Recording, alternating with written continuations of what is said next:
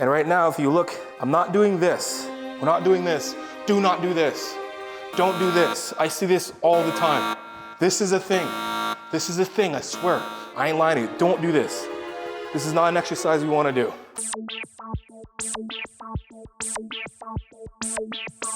What is up? It's your boy Johnny Shreve. I have BB Pro, Mr. Tell Like It Is. Welcome back to another episode of Train With Me. Today I'm gonna go over one of my favorite cable back movements, which is low pulley cable rows. So guys, without further ado, keep your eyes glued to the screen and your ears glued to the speakers, and let's learn some.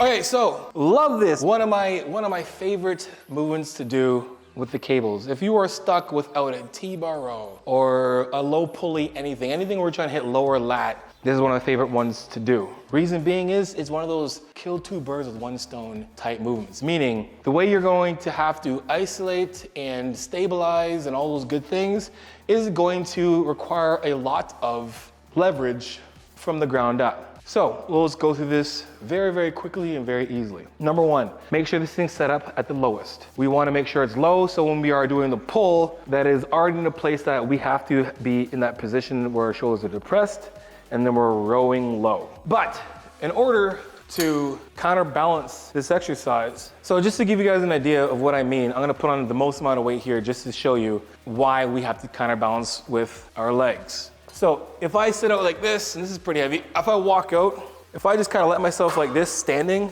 if I just sit back like this and even lock my legs up, keep stuff like this is gonna eventually, it's gonna pull me in like this. So for me to counterbalance my weight or to find my center of mass, what I wanna do is I am going to hinge myself back. Now, here's an amazing cue for you guys. I've already used that washroom cue. We're gonna pretend we're in a dirty bathroom that has a handle on the door, but the handle on the door is clean.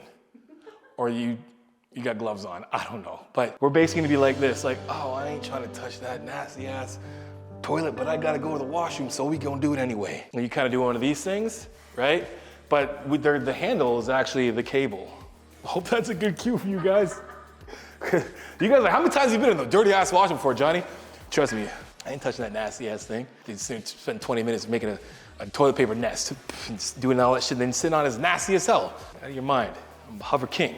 Anyway, so we're gonna pull this thing out, we're gonna walk back, there's tension already, and then we're gonna hinge. Now, I'm gonna bring you guys through what I feel right now. Right now, I feel myself being pulled through my feet. My feet feel like this. Not like this, not like this. The entire foot is stopping me from going this way. Everything is planted. So when I'm pulled back in position, and then I hinge my butt back, and I'm hinging back enough that I'm sitting down looking at it. You see this angle I have here? This is where I wanna be. And right now, if you look, I'm not doing this. We're not doing this. Do not do this.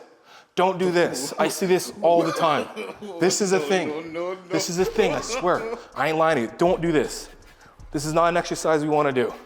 Because even just doing that, my back's starting to really hurt, which is annoying. Anyway, so from here, guys, grab your bar, sit back, feet down, shoulder width apart. Shoulder back away from your ears, and then we're going to sit our butt back to that gross toilet and sit down. Once we're in position here, we don't want any flexion in our knees, so our knees are gonna be in this position here. You should feel your glutes engaged in your tight core, and from here, I'm rowing right to the bottom, right to the stomach.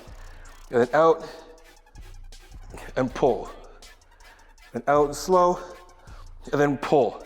Your job is to make sure that the bottom half doesn't move. We're just using this as leverage. And if you look at my legs, they are engaged to keep myself in position. So I'm pulling from here and pulling in, controlling from here. Now a couple cues too is to avoid doing this. Just think about hammering this thing down, pushing down to the floor while you're pulling. And that's gonna keep my elbows driven to the floor. I wanna tuck my elbows so they're not flaring out either. So elbows are gonna be here, back and down, and pulling in, and pulling in.